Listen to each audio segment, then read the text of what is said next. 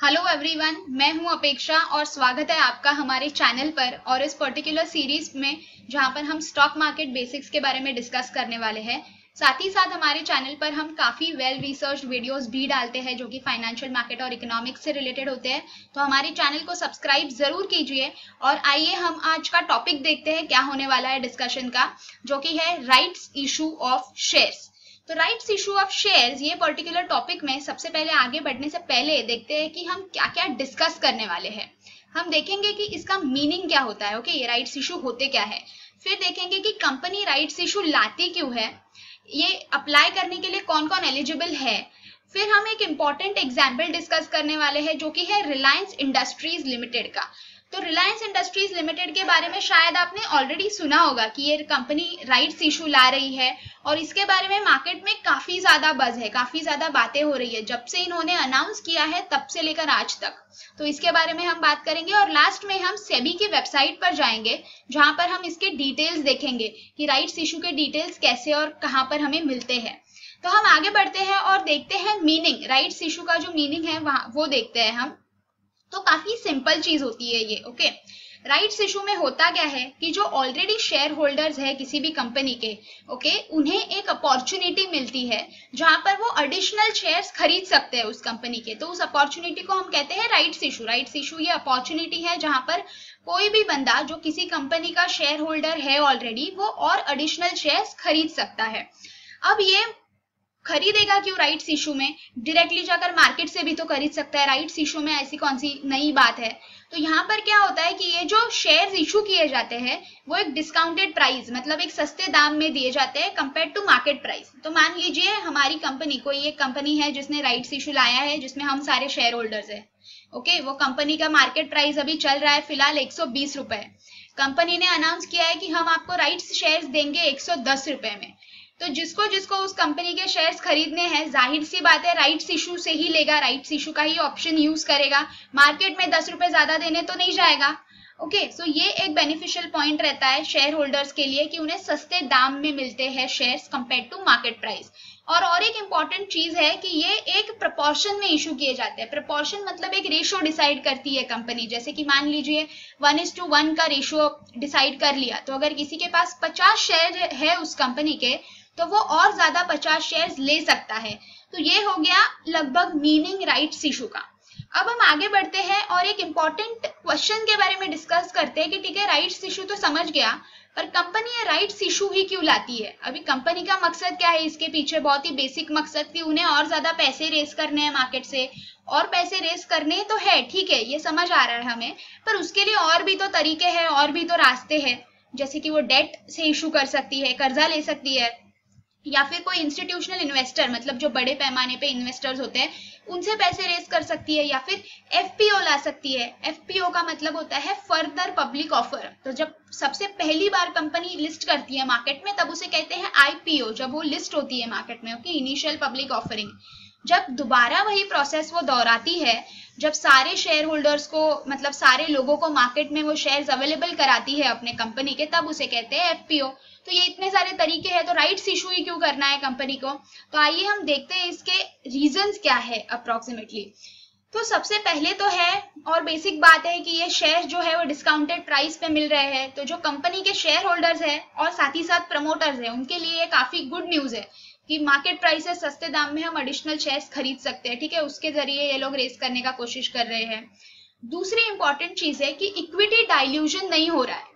अब equity dilution का मतलब क्या होता है कि किसी भी कंपनी में अगर ज्यादा नंबर ऑफ शेयर होल्डर्स आ जाते हैं तो उनका जो वोटिंग पावर रहता है वो भी डाइल्यूट हो जाता है, ठीक है। ज्यादा से ज्यादा लोग अगर आते रहेंगे कंपनी में तो कभी कभी इंपॉर्टेंट डिसीजंस जो लेने होते हैं उसमें कई बार दिक्कत आ जाती है। तो इसीलिए कोई भी कंपनी ये नहीं चाहती कि मेरे बिजनेस में और ज्यादा number of share holders add होते रहे। तो इसीलिए ये क्या करती है, लिमिटेड रखती है राइट्स इशू। किस तक लिमिटेड, सिर्फ अपने ही लोगों तक, ऑलरेडी जो अपने शेयर होल्डर्स है उन तक ही लिमिटेड रखती है। तीसरी बात होती है कि कोई हैवी कॉस्ट इनको इनकर नहीं करना पड़ता। अब जैसे मैंने आपको एग्जांपल दिया था एफपीओ का, तो एफपीओ और ये सारी चीजों में क्या होता है कि बहुत ज्यादा कॉस्ट रहता है, तो cost not just in terms of money पर टाइम भी जाता है, काफी प्रोसीजरल वर्क रहता है, तो वो सारी चीजों से भी इन्हें बचना रहता है, इसीलिए ये क्या करते हैं डायरेक्टली राइट्स इशू लाते हैं। वो काफी सिंपल रहता है कंपेयर टू जो बाकी मैंने ऑप्शंस आपको बताए। और जो नेक्स्ट इंपॉर्टेंट चीज है कि इसमें क्या हो रहा है, होल्डिंग बढ़ रही है प्रमोटर की, प्रमोटर को भी तो चांस रहता है राइट्स इशू में अप्लाई करने का, तो वो राइट्स इशू में अप्लाई करेंगे और अपनी शेयर होल्डिंग बढ़ाएंगे। तो ये सारे रीजंस होते हैं जिसके कारण कंपनी राइट्स इशू प्रिफर करती है और बाकी कोई भी ऑप्शन का यूज करने से थोड़ा कतराती है। तो ये हो गया हमारे रीजंस के बारे में। अब हम देखते हैं कि ठीक है, हमें समझ आ गया राइट्स इशू क्या होता है, कंपनी लाती क्यों है, उसका लॉजिक पता चल गया। अब मान लीजिए हम शेयर होल्डर है किसी कंपनी के, तो हम क्या करें, राइट्स इशू आया तो हमारे पास देखिए ये 3 ऑप्शन होते हैं। तो सबसे पहले तो हम इसे एक्सरसाइज करेंगे। एक्सरसाइज करेंगे का मतलब कि हम राइट्स इशू में अप्लाई करेंगे। ओके, अगर तो ये अप्लाई कौन करेगा, जिसको लगता है कि कंपनी फ्यूचर में अच्छा परफॉर्म करने वाली है, अच्छे रिजल्ट देने वाली है, तो वही लोग जाकर इस राइट्स इशू में अप्लाई कर सकते हैं। दूसरा ऑप्शन होता है कुछ नहीं करना, बस लेट इट गो, कुछ हमें करना ही नहीं हमारी तरफ से, राइट इशू आने दो जाने दो, अगर आपको एडिशनल शेयर्स नहीं लेने आप कुछ मत कीजिए। थर्ड ऑप्शन होता है रिनाउंस करना राइट्स। अब रिनाउंस का मतलब क्या होता है कि मेरे पास मान लीजिए मैं किसी कंपनी की शेयर होल्डर हूँ जिसने राइट्स इशू लाया। अब मेरे कोई फ्रेंड है जिसे उस कंपनी में शायद इन्वेस्ट करने का मन है, पर उनके पास तो ये शेयर्स नहीं है, तो इसीलिए वो राइट्स इशू का भी इस्तेमाल नहीं करेंगे। बट अब मुझे तो उसमें राइट्स इशू में अप्लाई नहीं करना है, तो इसीलिए मैं क्या करती हूँ, मैं अपने जो राइट्स है वो उन्हें दे देती हूँ, मेरे दोस्त को। तो भले ही अगर वो कंपनी के शेयर होल्डर नहीं है, फिर भी वो बाय कर पाएंगे राइट्स इशू के जरिए, क्योंकि मेरे राइट्स मैंने उन्हें दे दिए हैं। तो इसे कहते हैं रिनाउंसिंग द राइट्स, कि अपने राइट्स किसी और को दे देना अगर आपको खरीदने नहीं हो तो ये हो गए लगभग 3 रीजन। अब आगे बढ़ते हैं और कुछ एग्जाम्पल्स देखने की कोशिश करते हैं हम, जिससे ये पॉइंट, ये पूरा राइट्स इशू का पर्पस वगैरह क्लियर हो जाएगा। तो देखिए, ये अरविंद फैशंस लिमिटेड एक लिस्टेड कंपनी है जिसने राइट्स इशू लाया था। अब हम इसके रीजंस देखते हैं कि इसने क्यों लाया था, मतलब इसका ये क्या था, मोटिव क्या था। तो इन्हें किसी चीज का रीपेमेंट करना था, इन्होंने कुछ बोरोइंग्स ले रखी थी, इनका इन्हें रीपेमेंट करना था, जिसके कारण इन्होंने अपना राइट्स इशू लाया। दूसरी कंपनी है जिसका नाम है करूर व्यासा बैंक। तो इन्होंने राइट्स इशू क्यों लाया था, इनका मोटिव था कि वो जो पैसे आएंगे राइट्स इशू से वो ये यूज करेंगे फ्यूचर कैपिटल रिक्वायरमेंट के लिए। ठीक है, अब हम बढ़ते हैं हमारे आज के मेन एग्जाम्पल रिलायंस इंडस्ट्रीज की तरफ। तो रिलायंस इंडस्ट्री का सबसे पहले तो हम कुछ डिटेल्स देख लेंगे, बेसिक डिटेल्स, उसके बाद हम आएंगे कि इन्होंने क्यों लाया होगा, वो वाला डिटेल डिस्कशन हम बाद में करेंगे। सबसे पहले देखते हैं कि कंपनी ने राइट्स इशू लाया, कितने रेस करने थे उन्हें, 53,125 करोड़ रुपीस रेस करने थे। ठीक है, दूसरी चीज है कि इनका डेट देखिए, तो ये विंडो है 20 मई से लेकर 3 जून तक का विंडो है, जिसमें जो शेयर होल्डर है जिन्हें जिन्हें अप्लाई करना है राइट्स इशू में वो अप्लाई कर सकते हैं। और एक चीज है कि 14 मई जो है ये था इनका रिकॉर्ड डेट। तो रिकॉर्ड डेट का मतलब क्या होता है कि जो भी बंदा, जो भी इंसान रिकॉर्ड डेट के पहले शेयर्स लेगा वो राइट्स इशू में अप्लाई कर सकता है। ठीक है, तो ये होता है रिकॉर्ड डेट्स, वो सारे लोग एलिजिबल हो जाते हैं राइट्स इशू में अप्लाई करने के लिए 14 मई से पहले जिन्होंने शेयर्स खरीदे हैं, जिनके डीमैट में शेयर्स है वो। तीसरी बात होती है प्राइस। तो प्राइस देखिए क्या है, 1257। ये कौन सा प्राइस है, डिस्काउंटेड प्राइस है। अब इसका करंट मार्केट प्राइस देखिए क्या चल रहा है, 1470 करंट मार्केट प्राइस चल रहा है, ये इनको डिस्काउंट में मिल रहा है 1200 रुपए में, 1257 में। नेक्स्ट चीज है प्रपोर्शन। प्रपोर्शन है 1:15, मतलब हर 15 शेयर के पीछे आपको एक एडिशनल शेयर मिलने वाला है।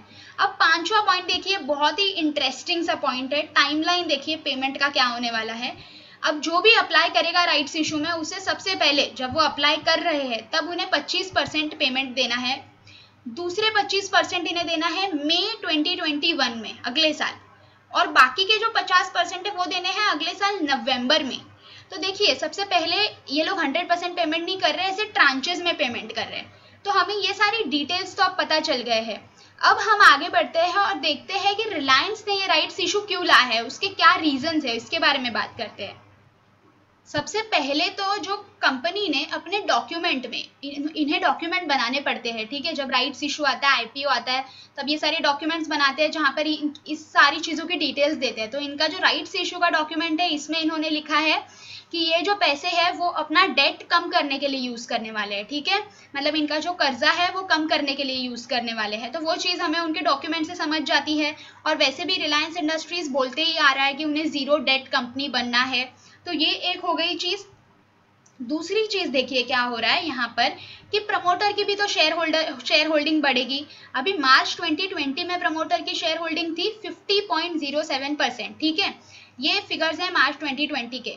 तो जब राइट्स इशू आएगा तो जाहिर सी बात है कि प्रमोटर्स भी अप्लाई करेंगे राइट्स इशू में, और ऊपर से वो भी डिस्काउंटेड प्राइस में, तो उन्हें भी और ज्यादा एडिशनल फायदा होने वाला है, तो उनकी शेयर होल्डिंग बढ़ेगी।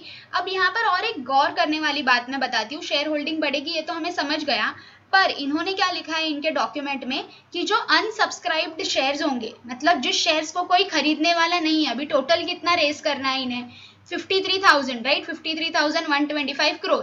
मान लीजिए कि सिर्फ 45,000 का सब्सक्रिप्शन आ गया, सारे लोगों ने 45,000 के लिए अप्लाई किया, 45,000 करोड़ के लिए।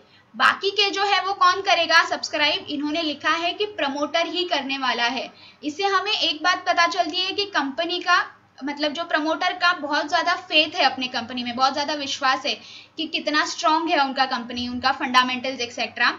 दूसरी बात है कि ये तरीके से उनकी वापस प्रमोटर होल्डिंग तो बढ़ने ही वाली है, ठीक है। अब कैसे रहता है कि कोई भी टाइप का जब इशू आता है, एफपीओ आईपीओ जो रहता है, तो मैं एक एग्जांपल आपको आईपीओ का दे देती हूँ ये चीज समझने के लिए कि आईपीओ में कैसे रहता है कि कंपनी के लॉ के हिसाब से, कंपनीज एक्ट के हिसाब से उन्हें कभी भी जब आईपीओ आता है तब 90% सब्सक्रिप्शन मिलना जरूरी होता है। मान लीजिए 10,000 का आईपीओ है तो 9,000 के लिए तो सब्सक्रिप्शन आना ही चाहिए। अगर 9,000 के लिए सब्सक्रिप्शन नहीं आया तो क्या होता है, कंपनी को सारे पैसे जो आए हैं वो रिफंड देने पड़ते हैं। तो इसमें एक तो सबसे पहले मेहनत काफी जाती है पूरे आईपीओ के प्रोसेस में, ठीक है। सेबी से परमिशन लेने से लेकर, स्टॉक एक्सचेंज से परमिशन लेने से लेकर एकदम लास्ट स्टेज तक काफी मेहनत जाती है, काफी लोग इन्वॉल्व रहते हैं इस पूरे प्रोसेस में। और अगर ये 90% सब्सक्रिप्शन नहीं आया तो सारी मेहनत ही वेस्ट हो जाती है, करेक्ट। तो ऐसा नहीं होना चाहिए, इसीलिए कंपनी क्या करती है कि एक अंडर राइटर होता है, एक ऐसा इंटरमीडियरी, एक अंडर राइटर रहता है जो कंपनी रहता है, जो इन्हें अग्रीमेंट साइन करता है कंपनी के साथ कि भले ही आपका 90% सब्सक्रिप्शन नहीं आया, थोड़ा कम आया, तो हम थोड़े से एडिशनल शेयर्स आपकी कंपनी में ले लेंगे, जिससे हम उसे 90% कर देंगे, ताकि जो कंपनीज एक्ट में जो रूल दिया है उसका हम फॉलो करें और हमारे शेयर्स लिस्ट हो जाए मार्केट पे। तो यहाँ पर अंडर राइटर रहता है, ठीक है, जो कोई थर्ड पार्टी रहता है। ये सिनेरियो में देखिए क्या हो रहा है, थर्ड पार्टी कोई आ ही नहीं रहा है, डायरेक्टली कौन ले रहा है शेयर्स, अपने ही प्रमोटर ले रहे हैं शेयर्स, ओके। वही लोग सब्सक्राइब करने वाले हैं अनसब्सक्राइब्ड पोर्शन को।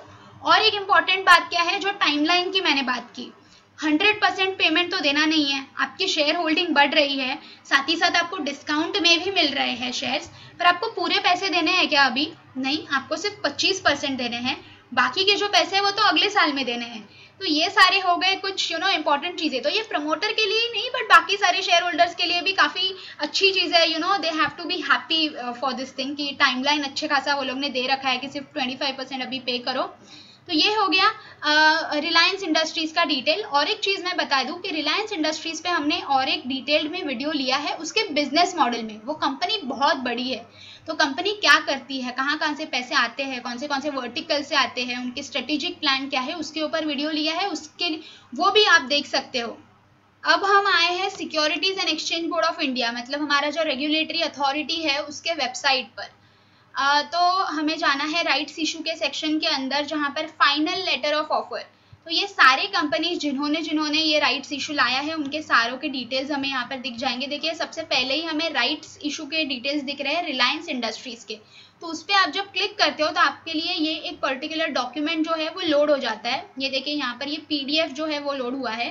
तो यहाँ पर सारी डिटेल्स दिए जाते हैं आपको राइट्स इशू के बारे में। तो मैं आपको ये क्यों दिखा रही हूँ, क्योंकि जब भी आप किसी भी चीज में पैसे इन्वेस्ट कर रहे हो, फिर चाहे वो राइट्स इशू हो, आईपीओ हो, एफपीओ हो, तो इन सारों के डिटेल्स जो होते हैं वो यहाँ पर आपको रेलेवेंट वेबसाइट्स पर मिल जाते हैं। तो आपको सबसे पहले उस वेबसाइट पर जाकर ये डॉक्यूमेंट डाउनलोड करके रीड करना होता है, समझना होता है कि ये क्या है, क्योंकि आफ्टर ऑल आप हार्ड अर्न पैसा डाल रहे हो आपका, ठीक है, मेहनत की कमाई डाल रहे हो, तो आपको समझना होता है कि ये कैसे काम करता है, उसके बाद ही आपको फिर पैसे इन्वेस्ट करने हैं।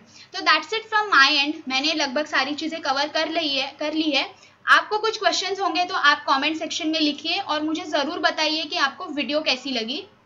और स्टे ट्यून्ड विद अस, हम और भी काफी सारी वीडियोस लाते रहेंगे, तो सब्सक्राइब करना मत भूलिए हमारे चैनल को। Thank you so much.